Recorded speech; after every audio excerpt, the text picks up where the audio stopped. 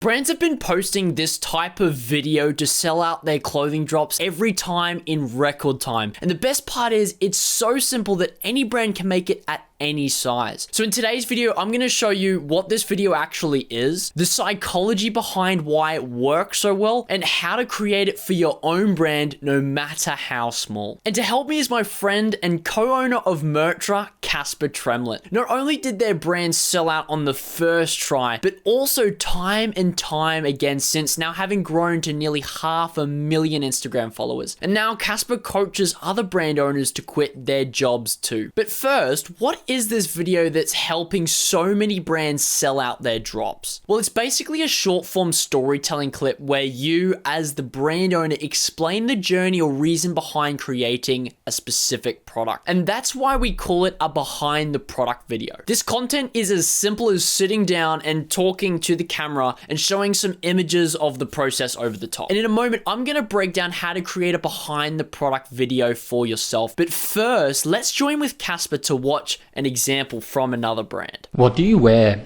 out for dinner on a date as a man? The white button-up shirt is a menswear staple. It's sleek, it's clean, and it's universal. But it is a little boring, and you will feel like every other guy in there. And let's be honest, most of the time, they're just not a flattering fit. The skinny torso region combined with the long and curved hemline gives a weird sort of hourglass figure when left untucked. And quite frankly, not many people are tucking their shirts in 2025. We wanted to take the pros of this classic item and tweak it just a little bit for the modern day. Our date night shirt comes in a beautiful 100% cotton fabric. It has small blue and brown stripes woven into the fabric, along with this beautiful off-white diagonal stripe running alongside them. The pattern is understated, but interesting enough to simultaneously blend in and then also stand out on its own. The cut is more modern with a wider fit through the torso.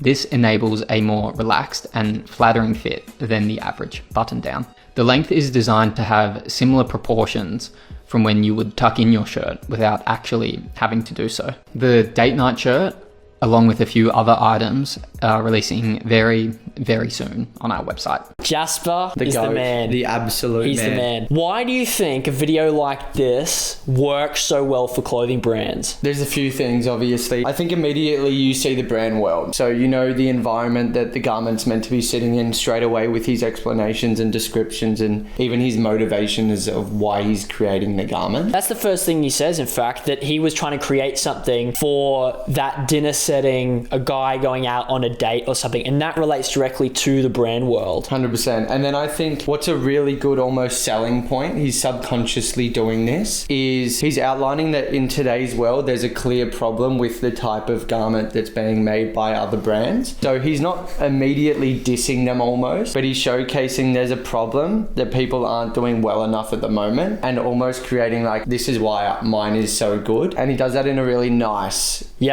subtle way. It's not like, look, I'm doing this. Yeah, and that's almost like the story that he's telling. He's got problem, and then it goes and directly links to the solution where his product is the solution. And as a result, I think the major benefit of these behind the product videos is you build insane amounts of trust. 100%. It's that by the time the viewers get to the website, they've already been sold on the garment. They've built trust. Not to mention he's showing his face, so we know who's behind the product and how much care went into it. 100%. Now you know that, we're going to show you the exact structure to creating one of these behind the product videos for your next clothing drop. And it starts with shooting B-roll. So first things first, if we're going to create this for ourselves, I think we should make a little shot list for the kind of B-roll that we're going to shoot. Cool. Sounds good. Maybe even starting with what kind of things shouldn't we do, or what kind of things don't we want to share as B-roll, don't really work as B-roll. One B-roll footage I've seen a lot of brand owners do is just them like slouching back on the phone, like doing work or like acting like they're texting someone. I don't think that really creates much value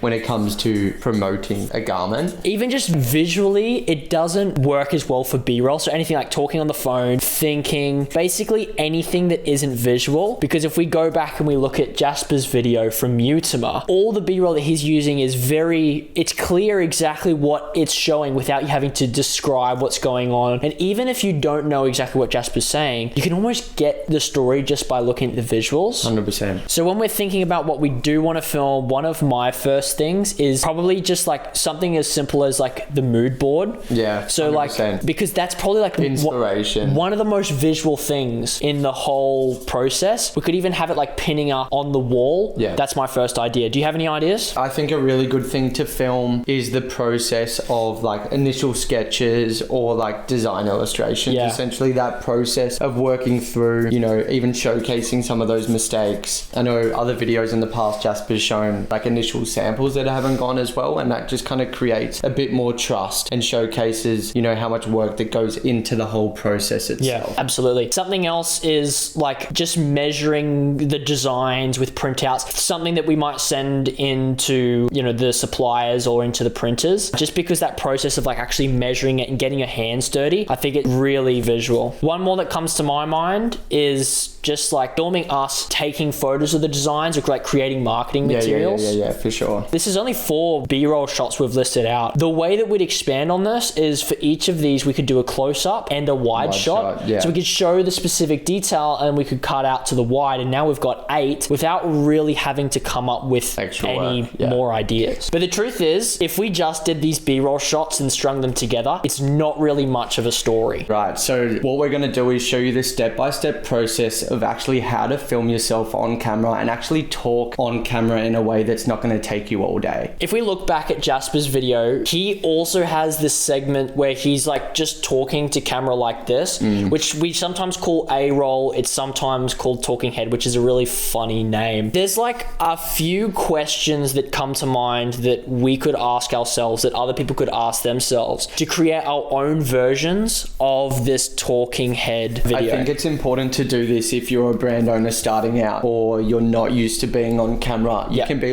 like, it's a super new process and it can feel super awkward and you can get super anxious about it. So the more work you do early for it, the better prepared you are, the better it's going to feel as the viewer. Just because you're going to be more comfortable in it, getting the reps in.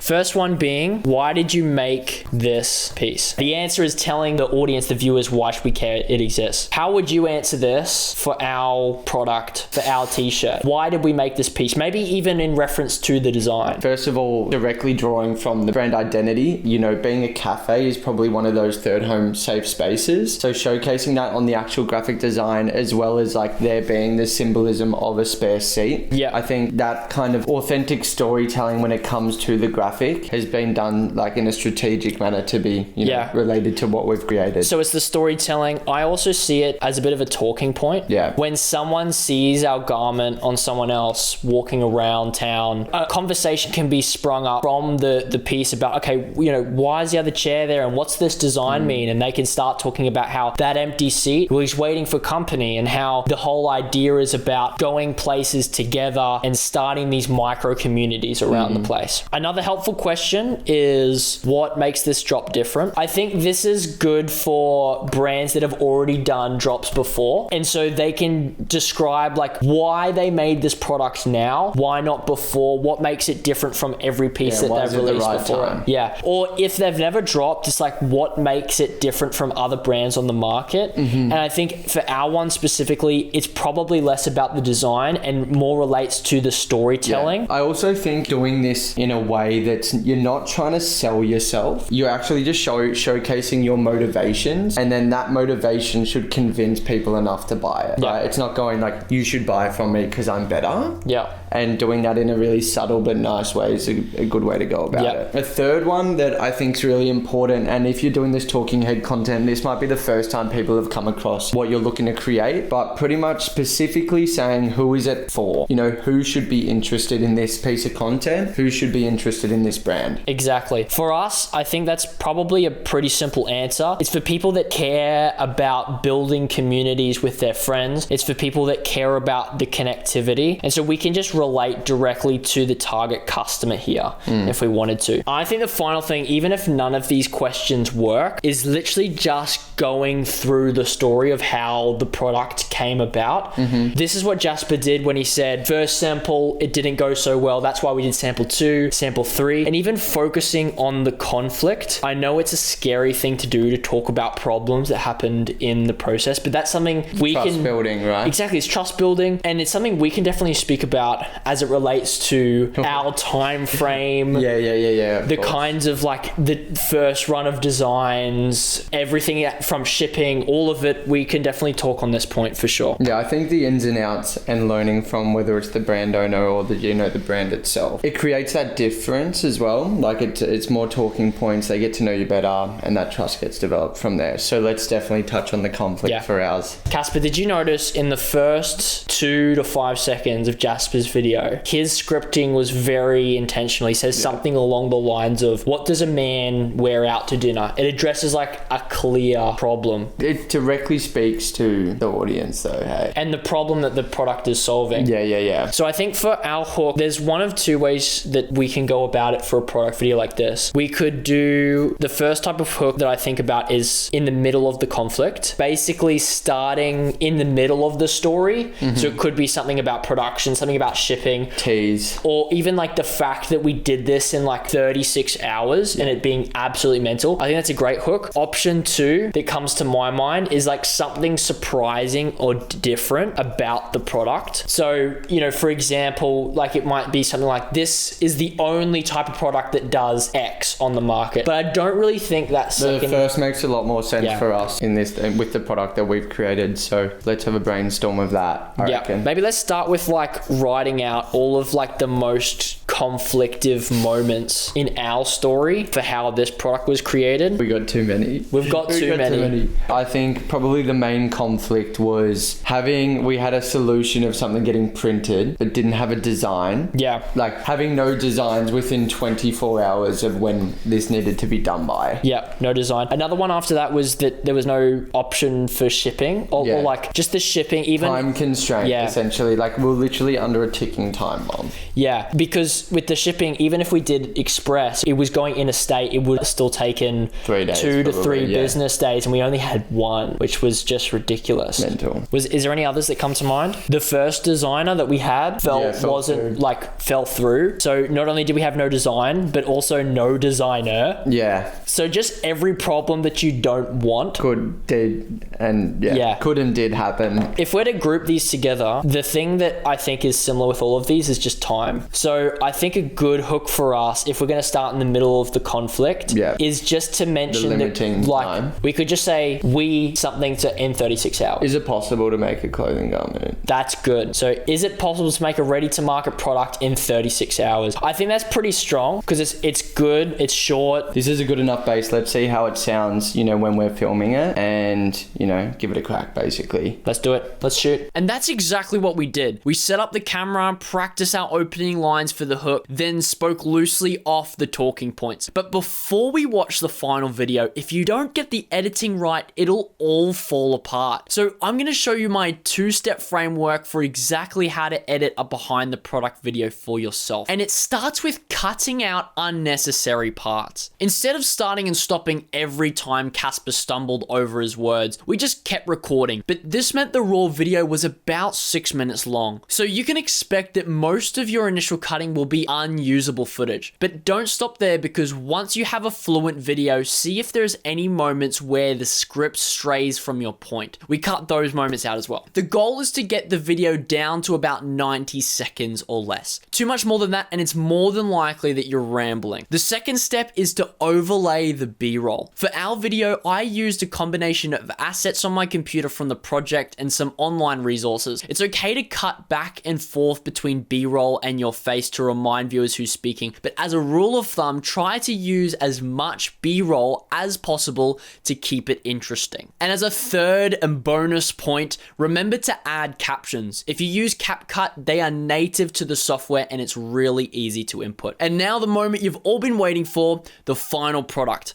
Roll the clip. Is it possible to make a ready-to-market garment in 36 hours? This is exactly what we did. The process started on Monday when we reached out to Chris from Cherry Studios, who's a local screen printer in Melbourne, and we said, is this even possible? He mentioned that he's got a 4-week waiting block for any brand that's wanting to work with him at the moment, but he squeezed us in and we're not sure how he pulled this off. Secondly, you need a design for a garment. So what did we do? We had a graphic designer in mind, but that completely fell through. So now we were left with no one and no idea what to do next. I then remembered my good friend Ben from primary school is just an absolute weapon drawer, and we looked to create handwritten sketches that suited our brand identity, similar to these reference images, and knew that Ben was the man for the job. We came up with 10 design concepts within 2 hours to therefore get designed, and he did this overnight while we were asleep. It hit Wednesday morning, we got our finalized mock-ups, we got our finalized designs, and we had to pick the colors that we wanted to do to get printed and send off an email for Chris to print these at his local screen printing studio. We dropped and submitted the email at about midday. He was full chock-a-block the whole day.